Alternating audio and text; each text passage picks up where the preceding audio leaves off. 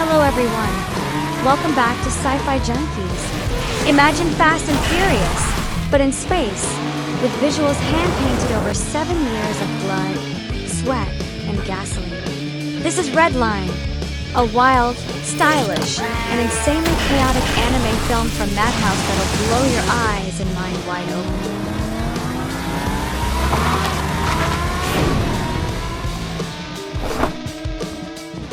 Fly me to the moon, let me play among the stars. Released in 2009, Redline was an ambitious project from director Takashi Koike and the legendary Studio Madhouse. With over 100,000 hand-drawn frames, it's a final love letter to traditional animation before the digital age took over. Koike, who also worked on Dead Leaves and Afro Samurai, spent 7 years with his team crafting this beast. The result? A visual explosion that remains unmatched to this day. The story's simple but intense. JP, a pompadour-rocking racer with a fair play mindset, is out to win the galaxy's most dangerous illegal race, Redline.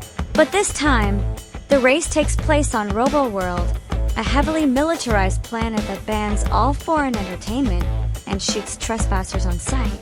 Alongside Sanashi, his rival and long-lost love, JP faces off against mutant racers, galactic crime syndicates, doomsday weapons, and more, all for the love of the race.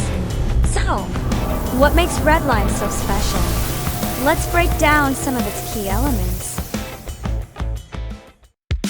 1. Themes and messages. Redline may look like a visual party, but underneath the chaos and speed lies a message about freedom, integrity, and the pure spirit of competition. JP isn't your typical anime protagonist. He refuses to cheat, even if it means losing.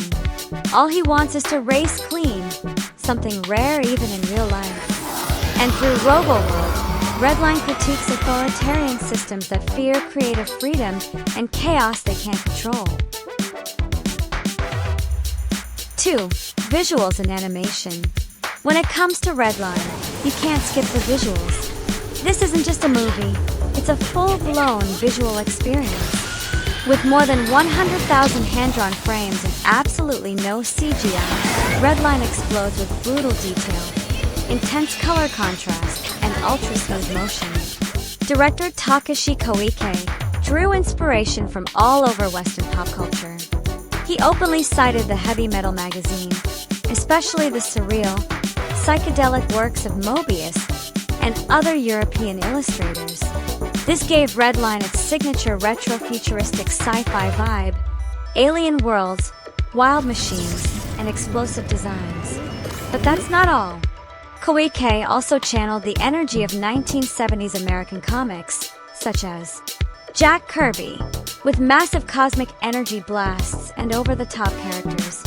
Jim Steranko, known for experimental, psychedelic layouts in Nick Fury, Agent of S.H.I.E.L.D. Richard Corbin, who appeared in heavy metal and brought exaggerated anatomy and intensity. And Frank Miller, whose high-contrast noir style influenced Koike's line work and compositions. Every scene, every explosion, every puff of smoke was drawn with artistic precision, making Redline not just entertaining, but visually mind-blowing. This is pure madness, carefully crafted with love. A visual feast that keeps your adrenaline pumping even when you're sitting still. This isn't just animation, this is moving art that flips the finger at cheap digital trends. 3. Fun facts and production process. Redline was originally set to release in 2006, but was delayed due to the painstaking hand-drawn animation process. The production team pushed through intense time pressure, budget issues, and technical challenges, all to preserve its unique visual identity. It marked Takashi Koike's debut as a full-fledged director. The film flopped commercially when it came out, but now, it's a cult classic and hailed as one of the most visually stunning anime films ever. The soundtrack, by James Shimoji, blends EDM, synthwave, and tribal futuristic beats, amplifying the film's adrenaline rush in every frame. 4. Is Redline based on a manga? Many people assume Redline was adapted from a manga, but the truth is no. It's an original project created by Koike and Madhouse. That said, Redline has a spiritual connection to Koike's earlier short anime Trava, Fist Planet. In fact, Trava and Shinkai appear as racers in this film. But the story itself? 100% original, crafted for the big screen. 5. Conspiracy theories and hidden symbolism.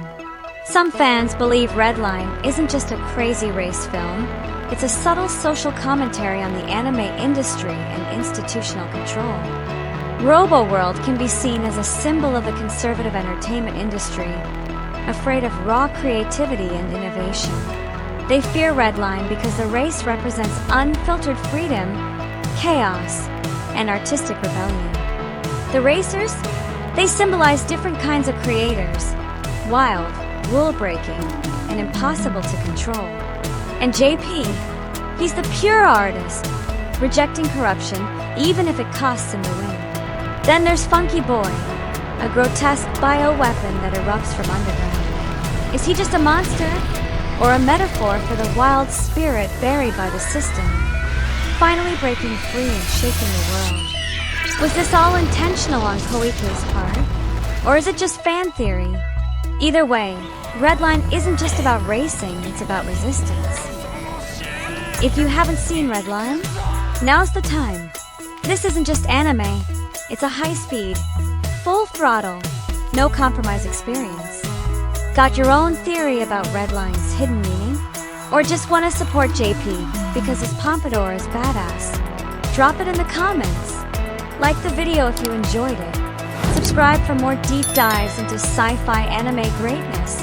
And share this with your friends who love racing or love overthinking. Thanks for watching. See you in the next video. Bye.